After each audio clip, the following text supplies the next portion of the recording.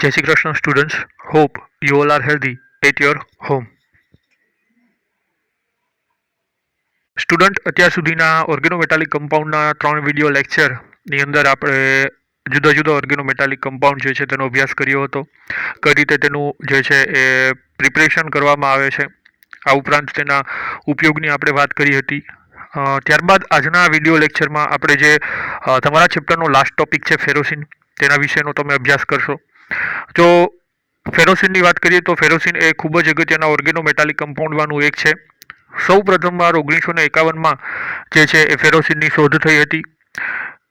ફેરોસિન છે તે મેટલોસિન અથવા તો સેન્ડવિચ શેપ્ડ સ્ટ્રક્ચર તરીકે ઓળખાતા ઓર્ગેનોમેટાલિક કમ્પાઉન્ડમાંનું એક છે. ફેરોસિન જે છે એ ખૂબ જ સ્ટેબલ કમ્પાઉન્ડ છે. આ ઉપરાંત જે છે તેને શા માટે સેન્ડવિચ શેપ્ડ સ્ટ્રક્ચર તરીકે ઓળખવામાં આવે છે તેની વિગતવાર વાત આપણે આપણા જે આ ચેપ્ટરના ટોપિક જે છે તેમાં કરીશું. સૌપ્રથમ જોઈએ તો ferrocene is an organometallic compound with a sandwich shaped structure. જો આપણે વાત કરીએ ફેરોસિનની તો તે ખૂબ જ અગત્યના ઓર્ગેનોમેટાલિક કમ્પાઉન્ડમાંનું એક છે. ખાસ કરીને તેનું જે સ્ટ્રક્ચર છે એ સેન્ડવિચ શેપ્ડ સ્ટ્રક્ચર જોવામાં આવે છે. It is one of the most stable compound with the formula FeC5H5 twice. જો આપણે તેના ફોર્મ્યુલાની વાત કરીએ એ પહેલાં આપણે તેના સ્ટ્રક્ચર જો જોઈએ તો આ પ્રમાણે જે છે સ્ટ્રક્ચર જોવા મળે છે. અહીંયા તમે જુઓ છો તેમ that the molecule consists of a 2 cyclopentadienyl, આ જે બે 2 cyclopentadienyl રિંગ જે આવેલી છે રાઈટ, તેની સાથે rings bounce on opposite side of a central Fe atom. અહીંયા જે છે એફી તેની સાથે જોડાયેલું છે એટલા માટે જે આ સ્ટ્રક્ચર જે છે એ આ બંને જે રિંગ આવેલી છે તેની સાથે જે એફી જોડાયેલો છે એટલા માટે થઈને આખું જે આ સ્ટ્રક્ચર બને છે તેને સેન્ડવિચ શેપ્ડ સ્ટ્રક્ચર તરીકે ઓળખવામાં આવે છે. બંને સાયક્લોપેન્ટા ડાયનલ જે રિંગ્સ જે છે એ જોડાયેલી રહે છે એફી સાથે. તો આ પ્રકારે કંઈક એનું સ્ટ્રક્ચર જોવા મળે છે જેના માટે થઈને તેને સેન્ડવિચ શેપ્ડ સ્ટ્રક્ચર તરીકે ઓળખવામાં આવે છે. Ferrocene is remarkable for its stability. It is unaffected by air, water and a strong basis. It can be heated up to 400 degrees Celsius without decomposition. તેની ખૂબ જ અગત્યની એક રિમાર્કેબલ જે પ્રોપર્ટીઝ છે એ છે તેની સ્ટેબિલિટી. બીજું તે હવા, પાણી અને બીજા જે અગત્યના બેઝ જે છે તેના વડે તેના પર કોઈ પણ અસર થતી નથી, તે અનઅફેક્ટેડ રહે છે. બીજું 400 ડિગ્રી સેલ્સિયસ સુધી પણ જ્યાં સુધી તેને ગરમ કરવામાં આવે છે, 400 ડિગ્રી સેલ્સિયસ સુધી અહીંયા કીધેલું છે તેમ કે ભાઈ 400 ડિગ્રી સેલ્સિયસ સુધી તેને ગરમ કરવામાં આવે તેમ છતાં પણ છે તેનું ડીકમ્પોઝિશન જે છે એ થતું નથી. બીજું તે it is an orange solid with a camphor like order. તે નારંગી રંગનું જે છે એક કમ્પાઉન્ડ છે. Ferrocene is soluble in a most organic solvent. Camphor like તેની સ્મેલ જોવા મળે છે. અને બીજું એક અગત્યની વસ્તુ એ છે કે ખાસ કરીને મોટાભાગના જે ઓર્ગેનિક સોલ્વન્ટ હોય છે તેમાં ફેરોસિન જે છે સોલ્યુબલ છે. નેક્સ્ટ જો આપણે વાત કરીએ તેના પ્રિપરેશનની તો preparation of ferrocene can be prepared from the reaction between FeCl2 and cyclopentadiene in a presence of diethyl amine solution in a tetrahydrofuran as a solvent. તો ફેરોસિન જે છે તેને FeCl2 અને સાયક્લોપેન્ટાડાઇન જે છે ડાયઇથાઇલ એમાઇન સોલ્યુશનની હાજરીમાં જેમાં ટેટ્રાહાઇડ્રોફ્યુરેન જે છે એ સોલ્વન્ટ તરીકે ઉપયોગ કરવામાં આવે છે. અહીંયા જેમ વાત કરેલી છે તેમ કે ભાઈ FeCl2 અને સાયક્લોપેન્ટાડાઇન જે છે ડાયઇથાઇલ એમાઇનના સોલ્યુશન જેમાં ટેટ્રાહાઇડ્રોફ્યુરાનનો સોલ્વન્ટ તરીકે ઉપયોગ કરવામાં આવે છે અને તેની મદદથી જે છે એ ફેરોસિન છે તેની પ્રિપરેશન કરવામાં આવે છે.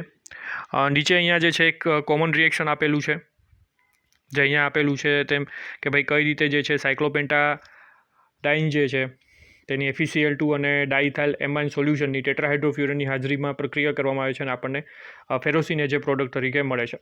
હવે જો વાત કરીએ તો અહીંયા જે છે કેટલાક સ્ટેપ્સ આપેલા છે કે કઈ રીતે જે છે એ FeCl2 જે છે તે અને સાયક્લોપેન્ટાડાઇન અને ડાયઇથાઇલ એમાઇન જે છે તેમની વચ્ચે રિએક્શન થઈ અને ફાઇનલી આપણને જે છે એ ફેરોસિન જે છે પ્રોડક્ટ તરીકે મળે છે. તો અલગ અલગ સ્ટેપ્સ અહીંયા આપેલા છે કે કઈ રીતે જે છે પ્રોસેસ થાય છે અને કઈ રીતે ફેરોસિન જે છે એઝ એ પ્રોડક્ટ તરીકે અહીંયા ફોર્મ થાય છે. નેક્સ્ટ હવે જો તેના સ્ટ્રક્ચરની વાત કરીએ તો ફોર્મ્યુલા જે છે ફેરોસિનનો એ છે FeC5H5 ટ્વાઇસ, જે આપણે અગાઉ જોઈ ગયા કે શું તેનો ફોર્મ્યુલા છે. બીજું આપણે તેના IUPAC નેમની વાત કરીએ તો IUPAC નેમ જે છે તે છે bis cyclopentadienyl iron 2, since it involves mainly the pi type overlap, so it can written as pi C5H5 twice Fe. તો આ રીતે જે છે તેને IUPAC નેમ જે છે તે છે bis cyclopentadienyl iron. અને આ ઉપરાંત જે છે ખાસ કરીને અહીંયા જે છે એ મેઇનલી પાઈ ટાઈપ ઓવરલેપિંગ, જેમ અહીંયા કીધેલું છે તે પાઈ ટાઈપ ઓવરલેપિંગ જોવા મળે છે, એના માટે થઈને તેને પાઈ C5H5 ટ્વાઇસ Fe તરીકે પણ જે છે દર્શાવવામાં આવે છે. હવે જો આપણે Fe+2 મેટલ આયનની સિમેટ્રિકલ એરેન્જમેન્ટની વાત કરીએ તો તે બંને પેરેલલ C5H5 જે સાયક્લોપેન્ટાડાઇનલ રિંગ છે તેની વચ્ચે જોડાયેલું છે, અગાઉ જેમ આપણે તેના સ્ટ્રક્ચરની વાત કરી તેમ. So the structure become sandwich type which proved by x ray analysis. હવે આ જે સ્ટ્રક્ચર છે તેને એક્સરે એનાલિસિસની મદદથી જે છે એ પ્રૂવ કરવામાં આવેલું છે. જો આપણે તેની ડિસ્કવરની વાત કરીએ કે સૌપ્રથમ કયા વૈજ્ઞાનિકોએ તેને ડિસ્કવર કર્યું હતું અથવા તો તેનું સ્ટ્રક્ચર જે છે એ જોયું હતું, તો ફર્સ્ટ છે જી વિલ્કિન્સન. જી વિલ્કિન્સન જે હતા તેમણે લંડનની અંદર અને ફિશર જે હતા તેમણે મ્યુનિચની અંદર ઇન્ડિપેન્ડન્ટલી જે છે તેને ડિસ્કવર કર્યું હતું અને તેનો જે છે એ અભ્યાસ કર્યો હતો. Okay sir, the ferrocene molecules act like a aromatic system. It obeys Huckel's rule and it undergo aromatic substitution reaction like Friedel-Crafts acetylation but not give a reaction like Dienes. બીજું જો આપણે વાત કરીએ તો તે એરોમેટિક સિસ્ટમ જે છે ફેરોસિન molecules જે છે તે એરોમેટિક સિસ્ટમ તરીકે વર્તે છે. બીજું તે હકલ્સ રૂલ્સ જે એરોમેટિસિટી જે છે એરોમેટિક સબસ્ટિટ્યુશન રિએક્શન જેવા કે ફ્રીડલ-ક્રાફ્ટ એસિટાઇલેશન જે છે તે દર્શાવે છે. બીજી જો આપણે વાત કરીએ તો એ ડાઇન્સ તરીકે ફેરોસિન molecule is formed when Fe+2 ion combined with the two cyclopentadienyl ions in a sandwich pattern. જો આપણે અગાઉ જેનું સ્ટ્રક્ચર જોયું કે ભાઈ કઈ રીતે જે છે એ ફેરોસિનનું સેન્ડવિચ ટાઈપ સ્ટ્રક્ચર જોવા મળે છે. ફેરોસિનના સ્ટ્રક્ચરની આપણે વાત કરીએ તો તેમાં બે ફોર્મ અલગ અલગ જોવા મળે છે. એક છે ઇક્લિપ્સ્ડ ફોર્મ અને બીજું છે સ્ટેગર્ડ ફોર્મ.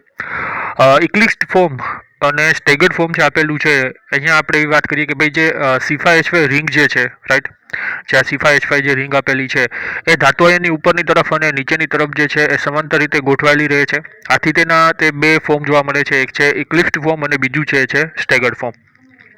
જો સ્ટેગર્ડ ફોર્મની આપણે વાત કરીએ તો સ્ટેગર્ડ ફોર્મની અંદર તમે જોશો કે આ બંને જે રિંગ આપેલી છે રાઈટ, જે બંને રિંગ આપેલી છે તેને જો એકબીજા ઉપર ઓવરલેપ કરવામાં આવે તો તેનું ઓવરલેપિંગ થશે નહીં, એટલે કે એકબીજા ઉપર જે છે આ જે રિંગ આપેલી છે એ ઢકાઈ નહીં જાય. પરંતુ જો આપણે ઇક્લિપ્સ્ડ ફોર્મની વાત કરીએ તો ઇક્લિપ્સ્ડ ફોર્મ જે છે તે તમે જોઈ શકો છો કે જ્યારે તેને એકબીજા પર ઓવરલેપ કરવામાં આવે તો તે ઇઝીલી જે છે એ ઓવરલેપ થઈ જશે, એટલે કે એકબીજા ઉપર આ રિંગ છે એ ઢકાઈ જશે. તો ફેરોસિનની વાત કરીએ તો તેના સ્ટ્રક્ચરમાં બે ફોર્મ જોવા મળે છે, એક છે ઇક્લિપ્સ્ડ ફોર્મ અને બીજું છે સ્ટેગર્ડ ફોર્મ. ગેસિયસ ફોર્મની અંદર અને સોલિડ ફોર્મની અંદર એમાં અલગ અલગ જે છે એ આ ફોર્મ જોવા મળતા હોય છે. બીજું આ પ્રમાણે સ્ટેગર્ડ ફોર્મમાંથી ઇક્લિપ્સ્ડમાંથી જે છે સ્ટેગર્ડ ફોર્મ જોવા મળે છે, જેના કારણે થઈને તે સતત ભ્રમણમાં જોવા મળે છે અને આથી તેને જે છે એ અલગ પાડી શકાતા નથી. નેક્સ્ટ જો આપણે વાત કરીએ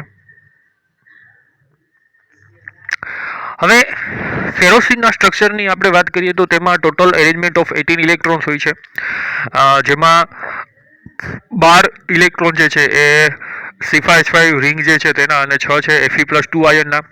કઈ રીતે તેનું બંધારણ છે જોવા મળે છે આગળને આપણે ઇમેજ પરથી વધારે સારી રીતે સમજશું.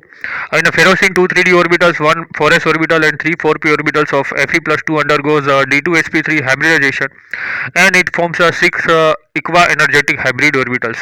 જો આપણે ફેરોસિનની વાત કરીએ તો તેમાં જે Fe+2 જે છે તેની બે 3d ઓર્બિટલ, એક 4s ઓર્બિટલ અને 3 4p ઓર્બિટલ છે પાર્ટિસિપેટ કરે છે અને આના પરિણામે જે છે તેમાં D2sp3 હાઇબ્રિડાઇઝેશન જે છે એ જોવા મળે છે. આ ઉપરાંત જે સાયક્લોપેન્ટાડાઇન આયન જે છે એ ઈચ રિંગ જે છે એ 3 ઇલેક્ટ્રોન પેર્સને ડોનેટ કરે છે D2sp3 હાઇબ્રિડ ઓર્બિટલ્સમાં અને ડાયરેક્ટ પરપેન્ડિક્યુલર જે છે XY પ્લેનમાં રહે છે. So the total 6 electron pairs are coming from the 2 cyclopentadiene ions and arrange in a 6 D2sp3 hybrid orbitals and form pi bond perpendicular to the XY plane. અહીંયા પણ જે છે એ ડી પી બેક બોન્ડિંગ જોવા મળે છે. હવે D P back bonding છે તેના વિશેની ચર્ચા આપણે અગાઉના જે ઝાઇસોલ્ટ છે કે ટ્રાઇમિથાઇલ એલ્યુમિનિયમ જે છે તેની અંદર કરી ચૂક્યા છીએ કે કઈ રીતે જે છે ડી પી બેક બોન્ડિંગ જોવા મળે છે જ્યારે મેટલથી લિગેન્ડને અને લિગેન્ડથી મેટલ તરફ જે ઇલેક્ટ્રોનનું ડોનેટ કરે છે તેને આપણે ડી પી બેક બોન્ડિંગ કહીએ છીએ, જે આપણે વિગતવાર અગાઉના ટોપિકમાં ભણી ગયા છે. તો અહીંયા આપણે તેની ફરી એક વખત ડીપમાં કોઈ ચર્ચા કરતા નથી. હવે અહીંયા તમે જુઓ છો તેમ કે નોર્મલી અહીંયા ઇલેક્ટ્રોનિક કોન્ફિગરેશન આપેલું છે એફઈનું. જો એફઈના આપણે વાત કરીએ તો તેનો એટોમિક નંબર છે 26, આર્ગન 18 અને બાકીના 3Dમાં જે છે એ 6 ઇલેક્ટ્રોન રહેલા છે, 4sમાં 2 ઇલેક્ટ્રોન રહેલા છે, જ્યારે 4p જે છે એ સંપૂર્ણપણે વેકેન્ટ છે એટલે કે ખાલી છે. ગ્રાઉન્ડ સ્ટેટની અંદર જો આપણે તેના ઇલેક્ટ્રોનિક કોન્ફિગરેશનની વાત કરીએ તો આપણને કંઈક આવું જોવા મળે છે 3Dની અંદર જે છે. હવે અહીંયા ગ્રાઉન્ડ સ્ટેટની અંદર એ 3Dની અંદર આપણને 6 ઇલેક્ટ્રોન અને +2 એક્સાઇટેડ સ્ટેટની જ્યારે વાત કરીએ છીએ ત્યારે શું થાય છે તો કે આ જે 3Dના ઇલેક્ટ્રોન છે તે અહીંયા પેરિંગ કરે છે અને 3Dની અંદર જે છે આ પ્રમાણે 3 જે ઓર્બિટલ છે તેની તે ફિલ થાય છે. બાકી જે 2 ડી ઓર્બિટલ રહેલી છે, રાઈટ, અહીંયા જે આપેલી છે તે 2 ડી ઓર્બિટલ, એક એસ ઓર્બિટલ અને 3 પી ઓર્બિટલ છે એ D2sp3 હાઇબ્રિડાઇઝેશનની અંદર જે છે એ પાર્ટિસિપેટ થાય છે. અહીંયા શું જોવા મળે છે તો કે Fe+2ની અંદર જે છે એ D2sp3 હાઇબ્રિડાઇઝેશન જે છે એ જોવા મળે છે. C5H5 જે છે એ પોતાના 5 ઇલેક્ટ્રોન, રાઈટ, બંને રિંગ છે એ 5 ઇલેક્ટ્રોન અહીંયા જે છે લિગેન્ડ તરીકે ઓળખાય છે કે જે ધાતુને પોતે ડોનેટ કરે છે, જ્યારે બાકીના જે +2 ઇલેક્ટ્રોન છે અહીંયા ટોટલ આપણને 6 ઇલેક્ટ્રોન દર્શાવ્યા છે C5H5 રિંગમાં, પરંતુ ખરેખર એ જે 2 ઇલેક્ટ્રોન છે વધારાના, બંનેમાં એક જે વધારાના ઇલેક્ટ્રોન છે તે Fe+2 જે છે તેની એક્સાઇટેડ સ્ટેટમાંથી જે છે રિલીઝ થઈને આવેલા છે. એટલે આપણે એવું કહી શકીએ કે જે વધારાના ઇલેક્ટ્રોન છે Fe+2 પોઝિશનમાં હશે તે એક એસ કક્ષકમાં ઇલેક્ટ્રોન 0 થશે અને +2 પોઝિશન છે એટલા માટે થઈને જે વધારાના ઇલેક્ટ્રોન જે છે તે ધાતુએ લિગેન્ડને ડોનેટ કરશે અને +2 એક કક્ષકના 2 ઇલેક્ટ્રોન જે આપેલા છે તે આ સાયક્લોપેન્ટાડાઇન આયનની જે રિંગ છે તેની સાથે જોડાઈ જશે. તો પરિણામે જે છે તમે જોઈ શકો છો તેમ કે અહીંયા જે આ સાયક્લોપેન્ટાડાઇન આયનની જે રિંગ છે એ તેના ઇલેક્ટ્રોનનું અહીંયા ડોનેટ કરશે, રાઈટ, અને પરિણામે જે છે ડી પી બોન્ડિંગ જે છે જોવા મળે છે. હવે અહીંયા જે છે એ રિંગ તેના ધાતુ સાથે જોડાય છે, ધાતુ આયન પર ઇલેક્ટ્રોન વધી જાય છે અને આના પરિણામે જે ડી ઇલેક્ટ્રોન લિગેન્ડની ખાલી એન્ટી બોન્ડિંગ પાઈ કક્ષકો જે છે તેનું સ્થળાંતર થાય છે અને પરિણામે જે છે એ ડી પી બેક બોન્ડિંગ જોવા મળે છે. ફરી એક વખત જણાવી દઈએ કે C5H5 જે છે એ પોતાના પા મળે છે. બીજું જે અગાઉ વાત કરી તેમ કે અહીંયા જે છે એ ડી પી બેક બોન્ડિંગ થાય છે. વિગતવાર ડી પી બેક બોન્ડિંગ વિશે આપણે અગાઉના જે ઓર્ગેનોમેટાલિક કમ્પાઉન્ડ છે તેમાં ભણી ચૂક્યા છીએ. તો તમે ફરી એક વખત ડી પી બેક બોન્ડિંગ વિશે સમજવું હોય તો એ વિડીયોને એકવાર છે જોઈ લેશો. તો અહીંયા આપણે એની ડીપમાં વાત કરતા નથી. જનરલી તમારે એટલું જ યાદ રાખવાનું છે કે Fe+2 જે એક્સાઇટેડ સ્ટેટની અંદર જે છે એમાં D2sp3 હાઇબ્રિડાઇઝેશન છે જોવા મળે છે.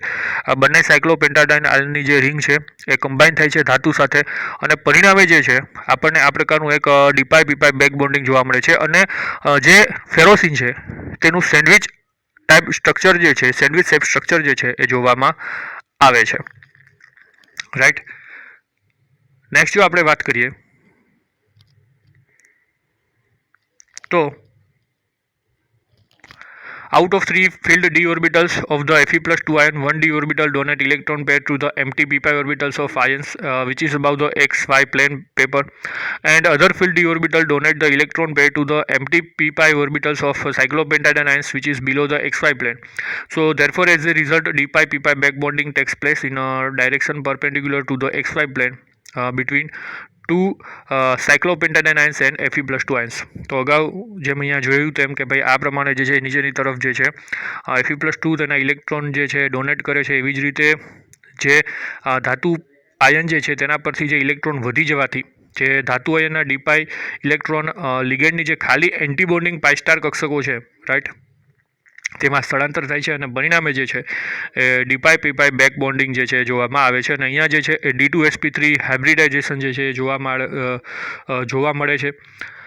તો આના કારણે જે છે લાસ્ટમાં આપણે જોઈએ તો અહીંયા તમે તેનું 3D એક વ્યૂ ઓફ ફેરોસીન આપેલું છે. તમે જુઓ છો તેમ કે જે સાયક્લોપેન્ટાડાઇન આયનની જે બંને રીંગો છે તેના દરેક કાર્બન સાથે Fe જે છે એ જોડાયેલો છે. આ તમે જુઓ છો તેમ તેની પીપાઈ ઓર્બિટલ્સ છે. અને 3D વ્યૂ છે ફેરોસીનનું. તો કઈ રીતે જે છે એ ફેરોસીનનું સ્ટ્રક્ચર જે છે એ જોવામાં આવે છે તેનું એક અહીંયા વ્યૂ આપેલો છે કે બંને સાયક્લોપેન્ટાડાઇન આયનની જે રિંગ છે એ Fe સાથે જોડાયેલી છે. So Fe+2 ion is a sandwich between the 2 cyclopentadiene ions. Thus this type of structure is called sandwich structure. તો આ રીતે જે છે આ જે સ્ટ્રક્ચર છે તેને સેન્ડવિચ શેપ સ્ટ્રક્ચર કરવામાં આવે છે અથવા તો તેને મેટેલોસીન તરીકે પણ ઓળખવામાં આવે છે. મેટેલોસીન કે જેમાં જે છે બે સાયક્લોપેન્ટાડાઇન આયનની જે રિંગ છે એ ધાતુ સાથે જોડાયેલી હોય તો તેવા જે સ્ટ્રક્ચર છે તેને મેટેલોસીન તરીકે પણ ઓળખવામાં આવે છે. So ferrocene has no unpaired electrons in any orbitals, so it has a diamagnetic character. આ ઉપરાંત લાસ્ટમાં એવું કીધેલું છે કે ભાઈ ફેરોસીન જે છે તેમાં કોઈ પણ અનપેડ ઇલેક્ટ્રોન જોવા મળતા નથી અને તેના પરિણામે જે છે તેની કેરેક્ટરિસ્ટિક કેવી છે તો કે ડાયમેગ્નેટિક છે. સો students, this is the end of this lecture and this chapter. Next video લેક્ચરથી આપણે જે રિમેનિંગ લેસન્સ છે તમારા સિલેબસના જે ચેપ્ટર છે તેના વિશે ચર્ચા કરીશું. Till then take care. જય શ્રી કૃષ્ણ.